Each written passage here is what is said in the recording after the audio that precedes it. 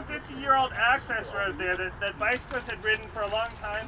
The city actually got funding in 1999 to build a new bike path through there, and it got all caught up in the courts. There's actually, the river used to move around, and so when the county and Army Corps poured the concrete, they kind of picked the place, and they got easements from 66 individual private property owners through that 3-mile stretch. And so when the city wanted to build a bike path, they had to actually negotiate with all those owners. And they offered them all $2,500. Like 65 out of 66 said yes. And one guy said, go to Russia. And he asked for $400,000. And so the city took him to court, and the court told the city to pay him $3,000. But that took like 5 years. So this bike path, the groundbreaking for it was in October. It's supposed to be, the construction's supposed to be complete by the end of February, but I suspect it's going to take a little longer because there's lighting that they're installing. You can see like where as we've been riding, there's places where the lighting anchors.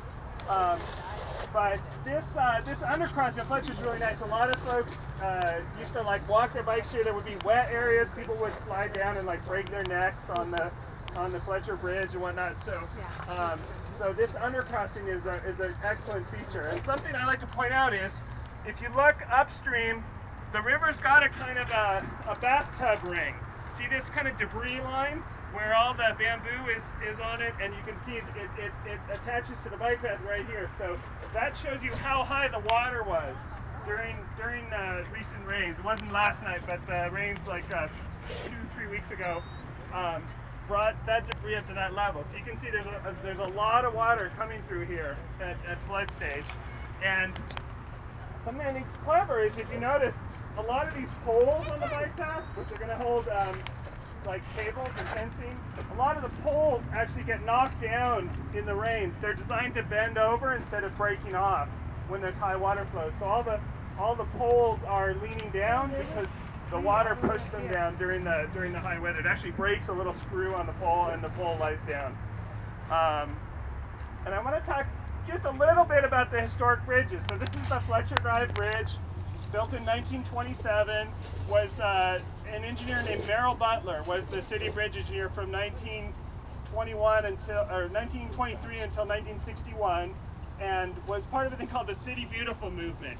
At that time, they thought that people in cities had it really bad, and part of the city's job was to build beautiful architecture to kind of uplift the souls of the wretched folks in cities. So as part of the City Beautiful movement, they built more than a dozen bridges that are now recognized nationally as historic bridges, especially downstream from here in downtown. There's a lot of great, wonderful concrete arch bridges. So this is 1927 historic bridge.